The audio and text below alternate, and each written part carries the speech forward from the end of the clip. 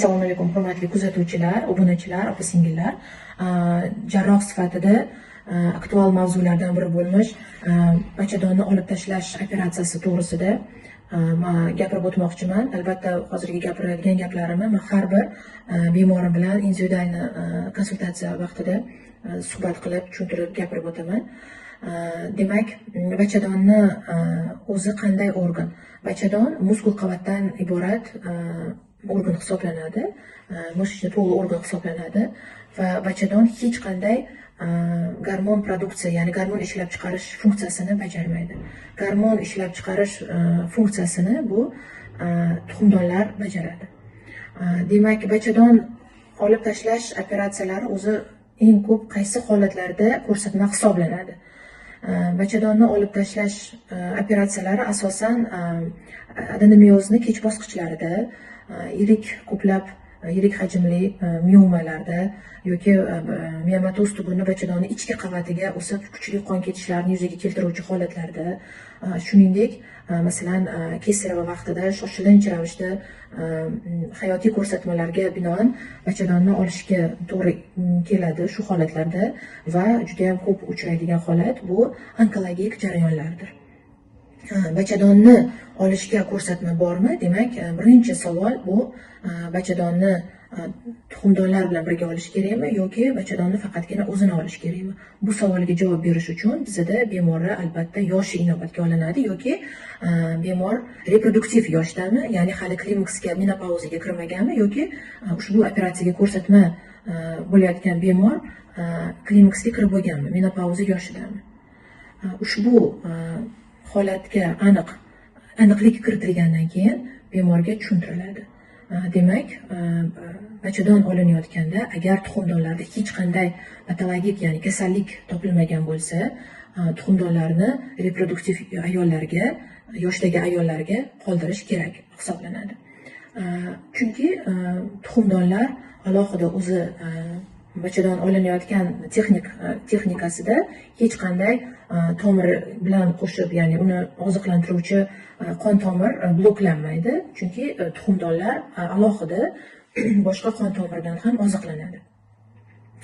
Ikkinchi masala bu bachadonni olib tashlangandagi yuzaga kelayotgan ayollar o'rtasidagi miflar va ushbu miflarni noto'g'ri talqin qilib, ishonib, bemorlarni o'zlarini ahvollarini og'irligiga qaramasdan turib ushbu operatsiyalardan qochib yurishligi.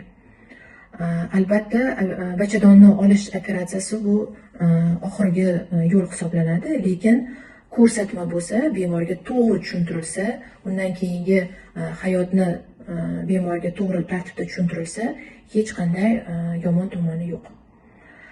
Ikkinchisi, bizda ayollar ko'pincha birinchi mif demak o'sha hayz, menstruatsiya ko'rishi bilan bog'lashadi. Demak, bachadon olib tashlangandan keyin ayollar fizически hayz ko'rishmasa, ya'ni jismoniy hayz ko'rishmasa, bu gormon statusim menda buzildi degan mif bu noto'g'ri. Bu mif noto'g'ri. Gormonal statusimizni tuxumdonlar ushlab turadi. Keyingi mif bu bachadon olib tashlansa, jinsiy hayotimda o'zgarishlar salbiy tomonga ketadi. Jinsiy hayotga bachadonni tanasini, bo'ynini hech qanday aloqasi yo'q. Jinsiy hayotdagi muammolar bu hayoti davomida bo'lib kelayotgan muammolar ham bo'lishi mumkin va hech qanday jinsiy hayotdagi emotsional holatlarga bachadonni olish operatsiyasini aloqasi yo'q. Uchinchisi, bachadonimni oldirsam, menda tushishlar, ya'ni opushingalar kelib chiqadi deb aytishadi. Bu ham mif hisoblanadi, chunki bachadonni o'zini tanasini tushishi kam uchraydigan holat hisoblanadi. Asosan ayollarimiz tug'ruqlardan keyin yoki o'zlarini individual biriktiruvchi to'qimani displaziyasi, kichik tos a'zolarni tonusini tushishi hisobiga va asosan qin devorlarini tushishi bu bachadon olib tashlash bilan hech qanday bog'liqligi bo'lmaydi. Albatta, aytib o'tiladi, bu holatlarni bachadon olinayotgan vaqtida texnik to'g'rilab ketishi mumkin bo'lgan holatlar hisoblanadi baravariga. Va keyingi holatlar bachadonni olib tashlangandan keyingi hayotni yana bir bor ta'kidlab o'taman, bu tuxumdonlar ishlab chiqaradigan jinsiy gormonlar oqibatida hisoblanadi.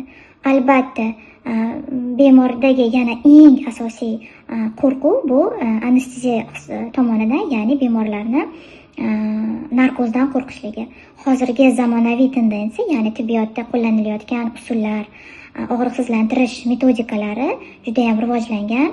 Bemorda agar ushbu operatsiyaga hech qanday qarshi ko'rsatma bo'lmasa, ya'ni boshqa tanasida, a'zolarida bu holat hech qanday nojo'ya tomonlari yo'q.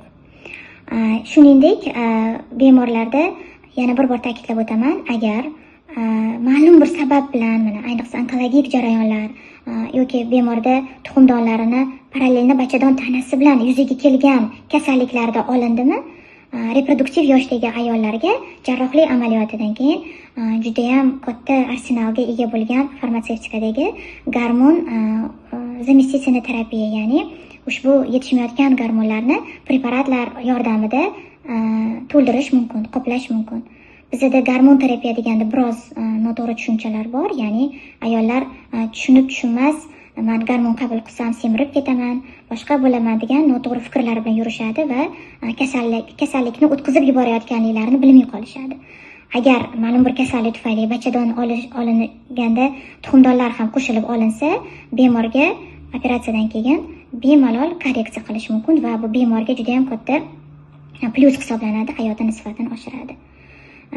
Albatta, bachadon olib tashlangandan keyingi katta plyus tomonlari, ya'ni musbat tomonlari, ijobiy tomonlari bu uzoq vaqt davomida o'sha adenomiozmi, turli xil onkologik holatlarmi yoki qon ketishlar tufayli bemorda yuzaga kelgan temir tanqisligi, anemiyasi, nevroz holatlari, tushkunlik holatlarini operatsiyadan keyingi davrda keskin yaxshilanishi kuzatiladi. Ya'ni bemorda ushbu defitsitlarni reabilitatsiya, tiklanish davrida ko'tarilishi, defitsitlarni qoplanishi, gemoglobinni ko'tarilishi, bemorda tinimsiz qon ketishlarni bartaraf qilinishi va eng asosiy mana adenomiozda ko'p uchraydigan og'riqlarni ketishi, bu hayotni sifatini oshirib, bemorda keskin ijobiy ruhiyatidagi o'zgarishlar, jinsiy aloqadagi og'riqlar, qon ketishlar, hayz vaqtidagi keskin qon ketishlar kamayishi oqibatida hayotini sifatini oshishi ham ijobiy tomoni hisoblanadi.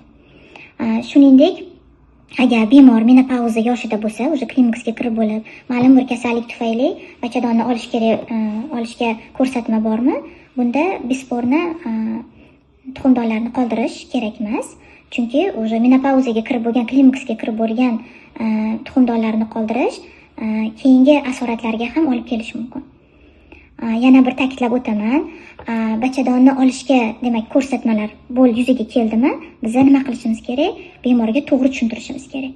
Bemor bachadonni olingandan keyin nima kuzatilishi yoki bo'lmasa bemorga ushbu yoshini inobatga olgan holda tuxumdonlar qoldiriladimi yoki yo'qmi muhokama qilinadi. Va yana bir jihati, ushbu operatsiyalarni qay tarzda, qaysi texnika orqali bajarilishi xirurgga ham muhim. Bemorni albatta xohishi inobatga olinadi va yuzaga kelgan kasallik jarayoni ham inobatga olinadi. Onkologik jarayonlarda bosqichlarini va kasallikni tarqalganligi ham juda ham katta ahamiyatga ega. Xo'p, agar bu gistrektomiya amaliyotiga ko'rsatma bo'ldimi, demak bemorga yana bir bor to'g'ri tushuntiramiz, shu yoshingizga ushbu operatsiyani tuxumdonlar bilan birga yoki tuxumdonlarsiz bajarilishini, laparoskopik yoki laboratom yo'l bilan bajarilishi, shuningdek agar tuxumdonlarda muammo kuzatilayotgan bo'lsa, operatsiyadan keyingi davrda yuzaga kelishi mumkin bo'lgan klimakterik simptomlarni zamonaviy preparat bilan qoplash mumkin, ya'ni korreksiya qilish mumkin. Hurmatli ayollar, agar qandaydir savollar yuzaga kelgan bo'lsa, marhamat shaxsiydan yoki Telegram kanalimizdagi postlarimizga murojaat qilishingiz mumkin.